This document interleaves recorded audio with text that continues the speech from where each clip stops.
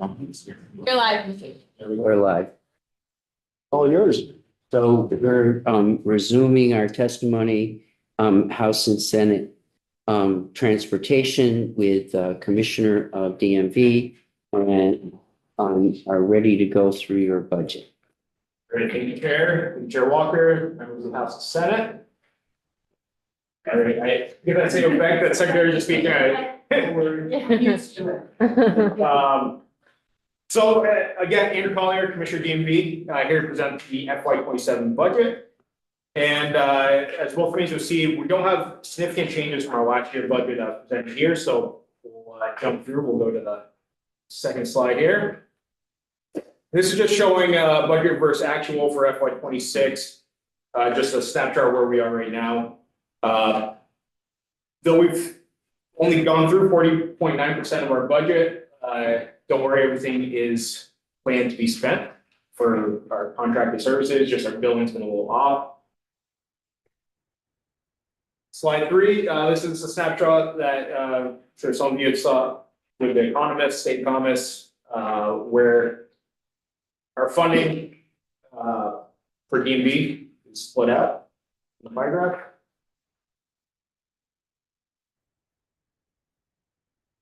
Then on for the 27 government recommended budget for DMV.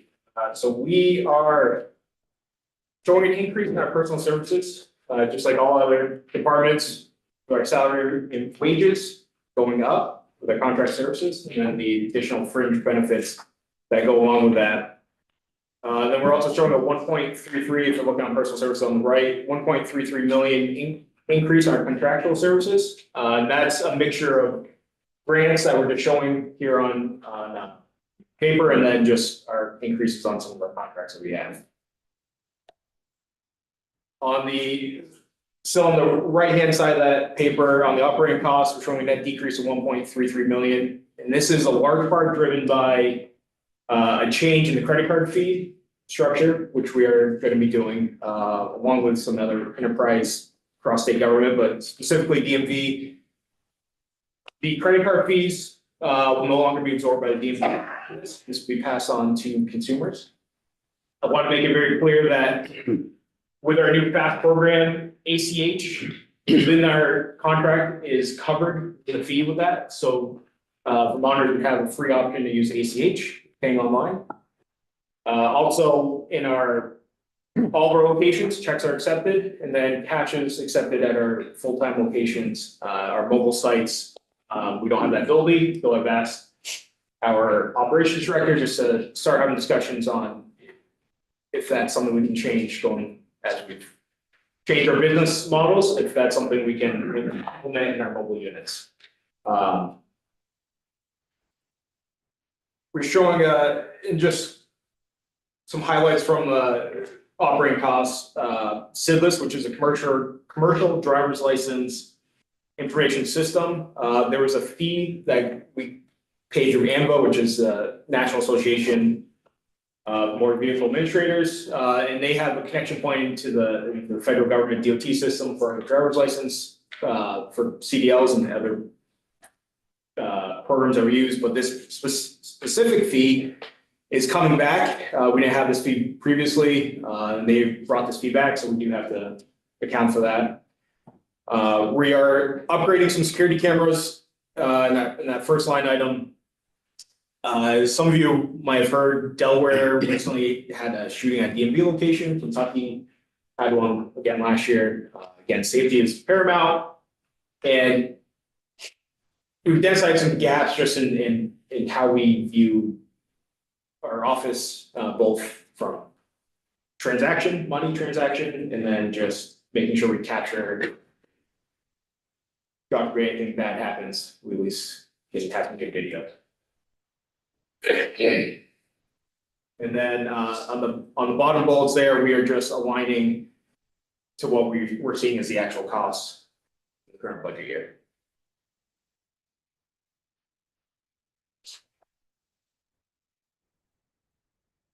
Sign up to the crosswalk again on the top section.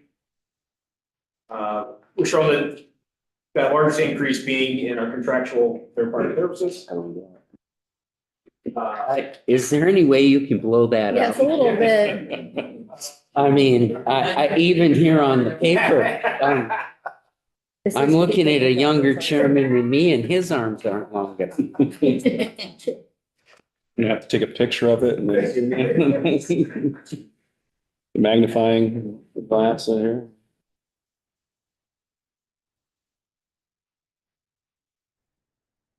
I'm sure there's nothing in there to hide while you put it in small print.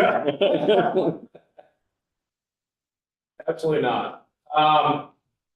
Okay, on that top section, I discussed the increase on the 1.33 million on contractual services. And then we have our normal salaries, wages, fringe benefits that we don't have control over. It's cost of doing business.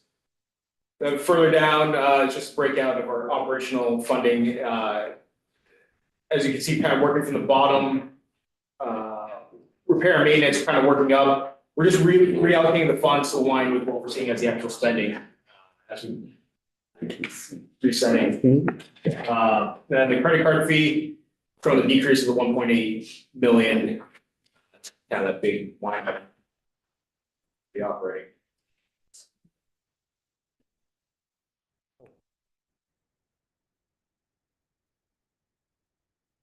We're listening, yeah. That is it. That's the invoice looks out. Again, not much change from last year. Page 6 is.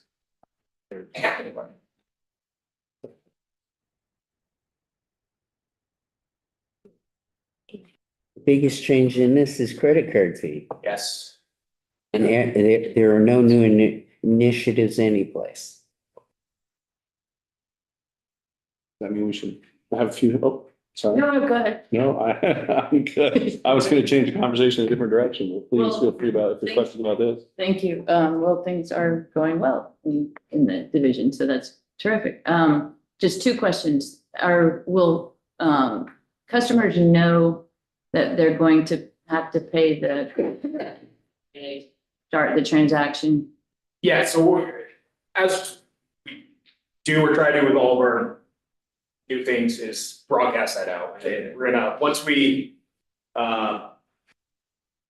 a hard time of when we can make that IT change, in which it's in the list to be worked on, we'll start broadcasting once we have a hard date and then kind of work backwards on getting that information out to the public. So then the other question is about the offices being open, because people really like going to the offices, seriously. I mean, I hear that from residents, and I've always had a good experience there because the staff are wonderful. So are you planning to reopen or open offices as to the extent that they were open before COVID? I'm not sure what the opening was pre-COVID. I know from what we have now with our there are a few mobile sites, they have their set times during the week. And then we have our full-time sites such as Montpelier, South Burlington, Springfield, Rutland, Bennington. And those are 5 days a week. So the Dummerston one. So Dummerston, yeah, and that's one of the mobile units. So we have a team that will travel they'll start here, travel down to Dummerston. And then on those flip days, they'll be Whitewood Junction, or St. J. Okay, so it'll still be part-time? Yes, we'll still continue. Thank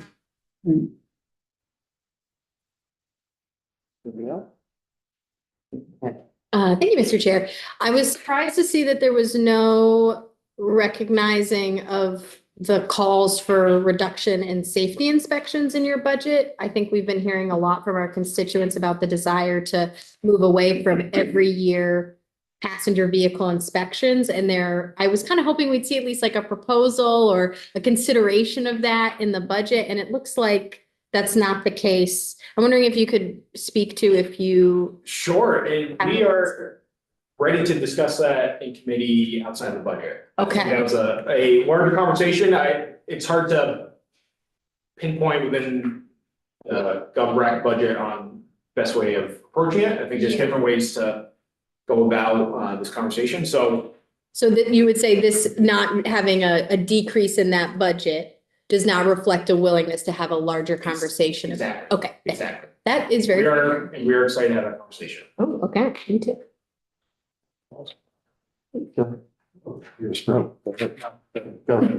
Thank you, Chair.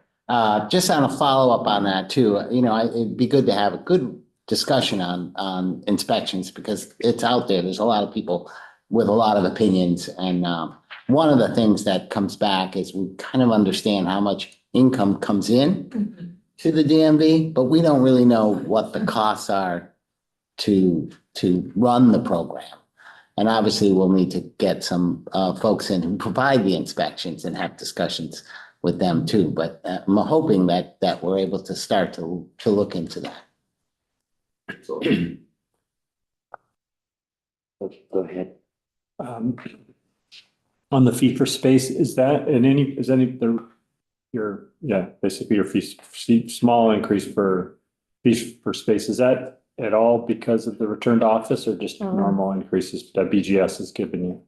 so DMV is really unique. I'll let Renee jump in a sec, but most of our team was already in office full time, so that's not a change in, we haven't changed our posture in locations. The only change we had, we lost our lease in St. Albans, going into October, so we had to quickly shift into a, agency building at the old district. Gonna get the number wrong here, that covers St. Albans, district 8. So we used one of the old buildings that was on Moore Newton, and did a quick conversion and we're able to set up shop there. As far as the increase, Yeah, Renee Keller, Director of HDMB.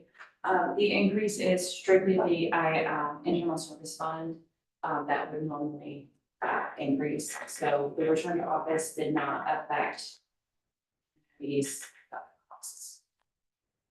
Thank you. So it's fairly flat over the last, now that you're past amortization, huge investment. Do you see anything else on the, this is small changes for here, next year, the year after, things on the horizon? Pieces, the ability to provide the service for monitors where you're at right now, you anticipate that to be pretty flat for the next? I believe so. I know we speak about modernization as, the big $50+ million core project. I also just want to highlight the Vermont Hall Pass or the e-permitting system, and that we got off the ground mid-December. The second phase, we still have the last phase to go, which is wrapping in services for local municipalities to do their overweight permits through one single point of one single point network there. And that's been highly successful. We've been, again, kind of ahead of schedule with that and on budget with that program. Industry, I know we have some industry as part of our testing team. They've been really excited to have that deployed as well. So I think to your question, no kind of big spikes. I think the conversation about inspections is what we're kind of be in that vein, but outside of that, just providing the best service we can. Yeah, go ahead. Oh.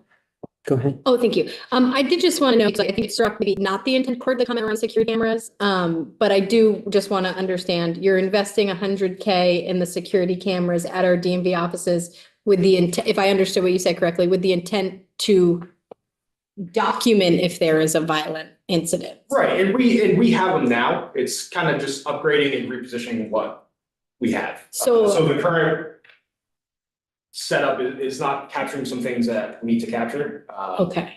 So I guess my question is more, it seems like when we want to be investing in prevention of. No, absolutely. So I'm wondering Sorry, if you. I spoke on that. No, so I'm just wondering if you could tell us a little bit about that so I can reassure my DMV. Yeah, constituents that. So right now, what will happen is, take Montpelier, we'll have one camera over that covers 3 separate desks.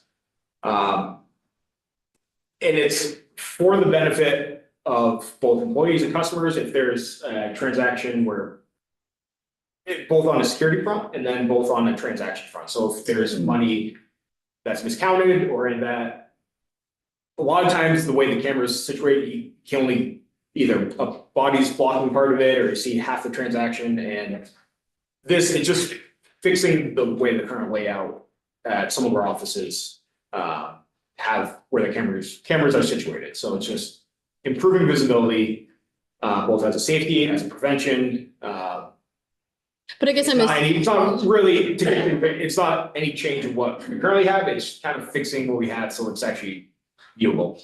but just so I understand, you do have investments in security to prevent Yes. those. Yes. And you teach folks around de-escalation, like there's a lot of work that goes into not allowing those situations. Absolutely, Okay. absolutely. Thank you. And we work with BJ Security here in the compound outside of Great, okay. here, which has, I guess, a lot of resources. Our team is obviously the de-escalation, here more with local police departments and any help that's needed. Thank you. I appreciate that clarification. So I'm gonna take this as a slight opportunity to play the old man here and the person that's done this a long time, and you haven't been in the job very long. Normally in a budget presentation like this, and I probably might want to, it's helpful to have an update on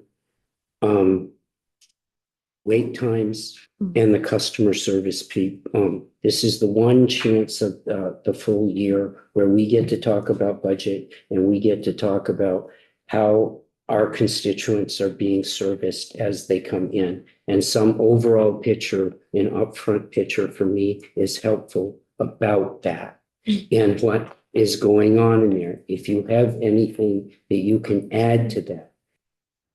The face of state government for a majority of the people that we represent is DMV. You know, we have a huge number of, and I see the secretaries up. Always got the numbers. But I would say to you that for the bulk of us, if DMV isn't servicing our constituents well, we hear it. And so an update on that. The next piece, and it's a little touchier. I know that Human Resources does a survey of employees, their morale, what's going on and where they are. How did DMV, because the two most important things for us to hear and want to know where the DMV on a day-to-day basis can work well is that our constituents are being served and that the people that are working there feel good about working there. So if you Yeah, can absolutely. could give me an outlay about those two issues, if that would be helpful. Absolutely. I'll touch on the last one first. I know it came up in the secretary's opener. DMV showed on the HR employee survey, which was a snapshot back, I want to say it's April, as being part of the bottom third state government on the morale. That again, not to minimize that, but we actually showed an increase in double-digit percentage points in employee satisfaction moving up. So I take that as we're moving in the right direction. I want to highlight that team. And a lot of the threads that were in the open comments on that was the team was stretched thin, and that is we have probably 30 employees that were assigned to various city place. We had people working overtime just to make do with keeping operations going with this current modernization. The big modernization and then the e-permitting process. So the team was stretched thin. That is not wasn't lost on me at the time. It's not lost on me now. And you kind of see this breath of fresh air now that we're kind of past the worst of it. And I see that trajectory on between the 24 and 25 employee eval moving up in direction And there's the resources in this budget to make sure that. Yep, just this year, one thing that came out slightly after that, we instituted, it flowed up that frontline, so on your branch operations areas, an area that was lagging was training. It's hard to pull teams away to go do training when you get customers in the lobby, and so forth. An area that we started last year, and you might see signs on some doors.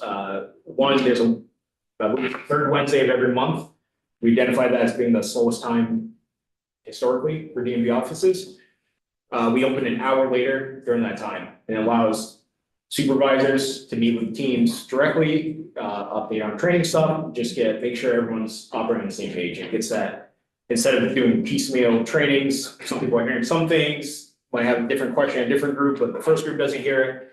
And that has been really positive, instrumental change for the department. And then something I'd like to replicate if possible. Since we were closed for the modernization, we had a day, we had an employee celebration with the entire department, which was historically not able to pull everyone in from all the branch offices.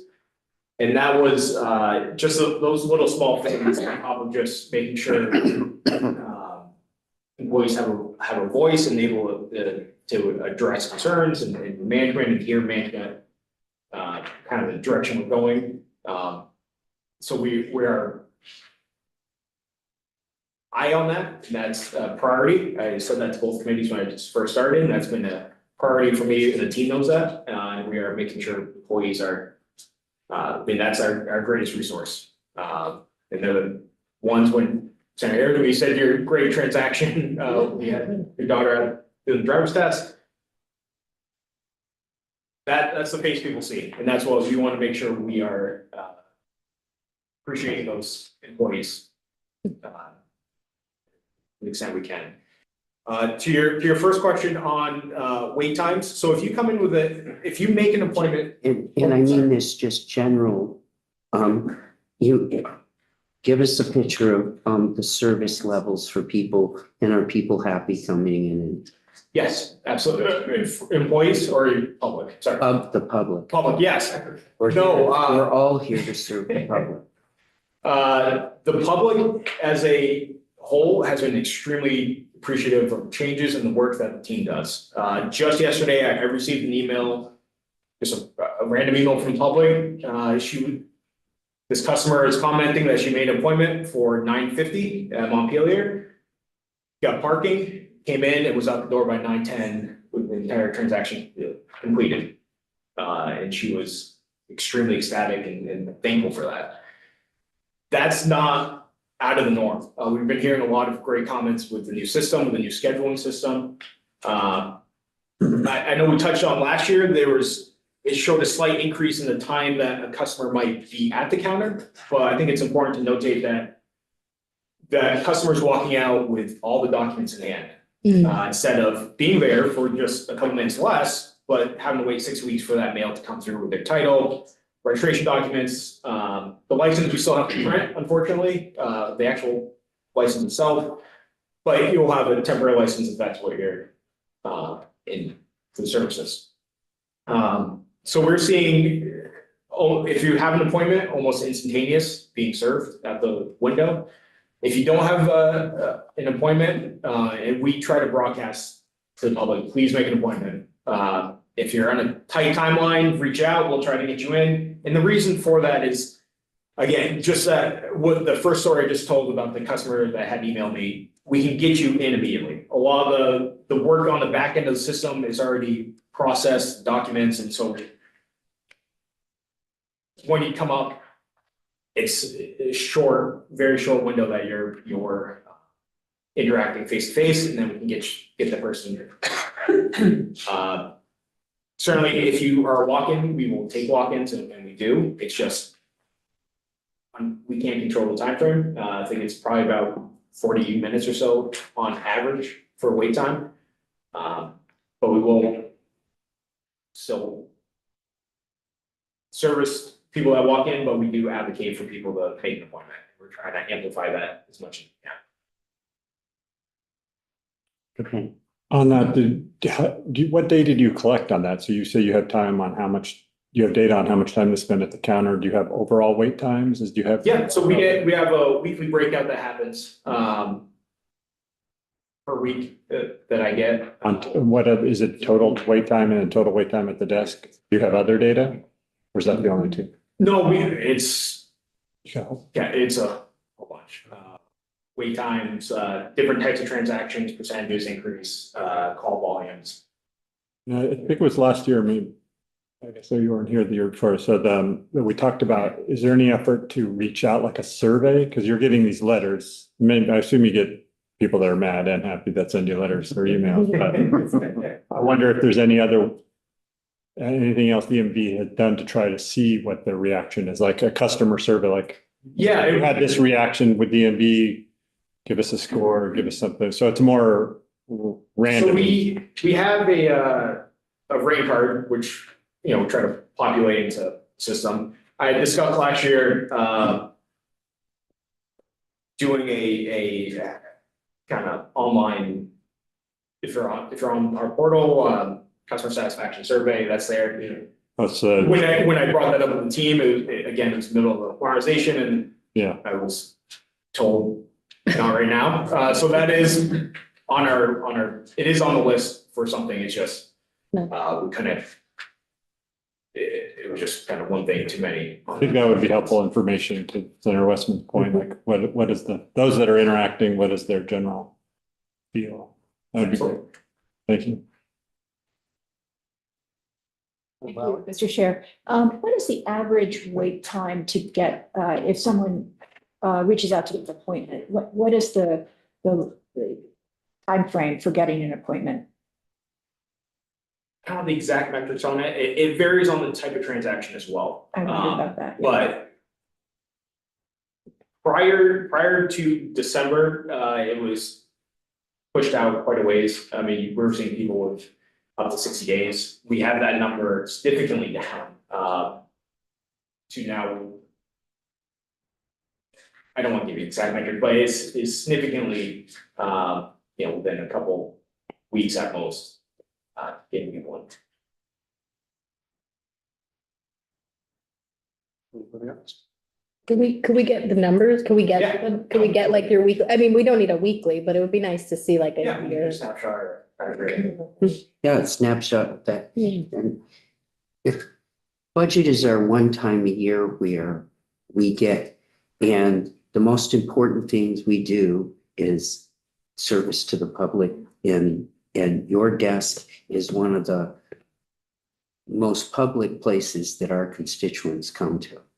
So some idea of how that's going in the dealing with that. I've been here when, back in the day, nobody here will remember Bonnie Rutledge, but when Bonnie came, and there were wait times that were huge, and we were all getting yelled at because every office was full. And it's one of the most unpleasant things you can go through in state government, to have multiple constituents calling you saying, I waited and I drove all the way to Montpelier or Burlington or wherever it was to do that. So it's helpful to know how it's going with our constituents. Absolutely. I'll give that snapshot.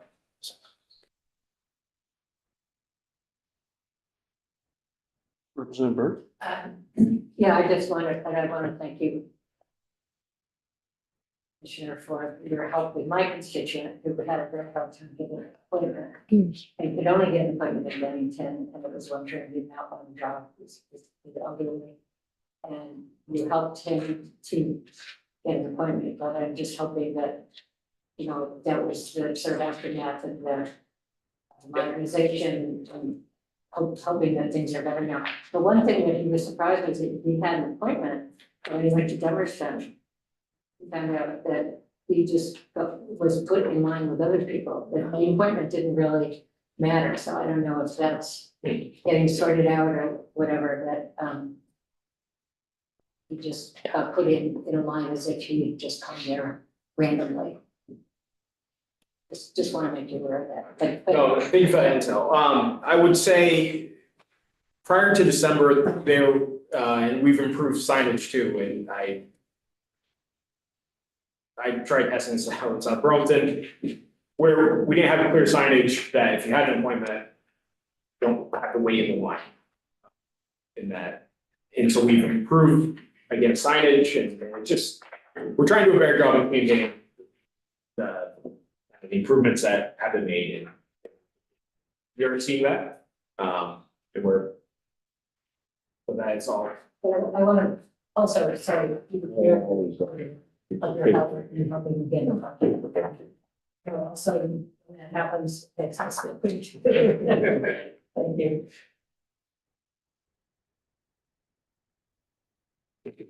This year, and then let's do it. Oh, I feel like it. Well, I know that we're talking about your budget and not necessarily just your revenue sources, but I did want to ask if you had thought of any creative revenue sources within the programs you have already existing. I've heard conversations about if we changed the cap for certain types of vehicles and the amount that you would have to spend to register like a RV or something, that you are seeing folks choose to register or get their vehicles squared away in other states because our fees are higher.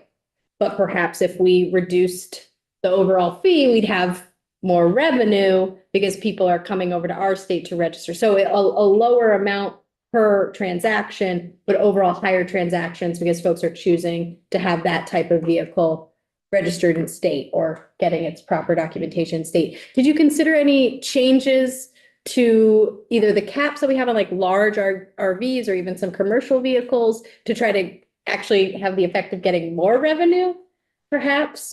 No, on that, no. Okay. Okay. On that thread, I know I discussed this in house. We are trying to use what we already have and make sure we're tightening up on what is on the books. For example, I brought up the temporary registration or paper plates that came out during COVID. When we started looking at that internally, we found that I think since its inception, there's over 200,000 plates issued. Of that, only 2/3 of those translated into someone coming in to register the vehicle. And then we were starting to get a lot of communications from surrounding states on the issue they're seeing with Vermont, these paper plates on vehicles in their states. So I worked with our legal and was advised that as long as we're working on a fix for that program, I could pause that program. So we paused that program towards the end of the year. We have a work order that's in to make a change that would require Vermonters to pay all fees upfront in order to be able to print that paper plate. But we were seeing, again, we started getting a lot of front page forms. People were selling vehicles that said, this has a new $6 paper plate and just re-up this under someone else's name and it'd be good to drive. And that wasn't a one-off, we had several. And I think many their colleagues reached out to me over the summer as well, stating that they were having trouble, a lot of comments on seeing these paper plates. So that is an area, I think, directly to your point, was revenue being missed. Because they're missing out purchase use, you're missing out on registration fees. And so I think we're just taking an avenue attack of what we have on the books and seeing if that will result. One. And I also see that it's not in your budget, although the Senate passed it. We have a forestry industry that is struggling considerably. And there is a whole piece of legislation we worked that maybe House Transportation will be excited about around reducing some of the costs for our loggers who are transporting I don't see that reflected in your budget. Right, and we don't have that as, in our, FY 27. Okay. Okay, Oops, I guess we got one more. one more. Two things really quickly, I just want to say, I think it was a great move to pass the credit card fees on to customers. I know that nobody likes new fees, but it seemed like that was low hanging fruit, and that I think it's kind of customary for customers to know that they are paying those fees in other areas, so nice job. And then on the modernization project, which was expensive and big and looks like it's been a great change for DMV, could you just review for us the communication plan that DMV took on or is taking on to communicate this amazing new system to the public so they know all the benefits of it, how to access it? Absolutely, I don't have the exact talk points on that, but we teamed up, it started prior to my arrival in the initial phase I rolled out with a communications and marketing firm that developed communications around the deployment of the different phases of the system. So that was no different last summer. We started early summer with a communications plan to the public. Well, letting them know, we were gonna be closed, but then how to utilize the new system and what benefits were that were coming with the new system. Since then, that's the changes or areas that we use our social media team at the department. And they have that, it's last year we reached 1 million people, and it's really now, since we're through that operational deployment phase, it's all kind of in-house. Reminding monitors, making appointments or benefits of that system. So is it mostly a social media campaign? At this point, yes, it's, and then through our website, if there's significant changes, we have banners. I know over the fall, we got, along with most all DMVs in the US, the spam of the. You are. Yeah, you had a toll bill they had to pay. So we worked, I know it was a weekend or a team would work on a weekend and make sure that banners, social media, press releases, went out in public for awareness on that. And that's something that we continue to do and will always do. And I don't recall seeing anything like that, but it could be me. And just a reminder that social media, I think, is a great tactic for kind of younger Vermonters, but there are older Vermonters who aren't really familiar with social media or don't want to be. And so Front Porch Forum, even our local newspapers, I think, are also great ways to communicate with all members of the public. Good. So. Thank you.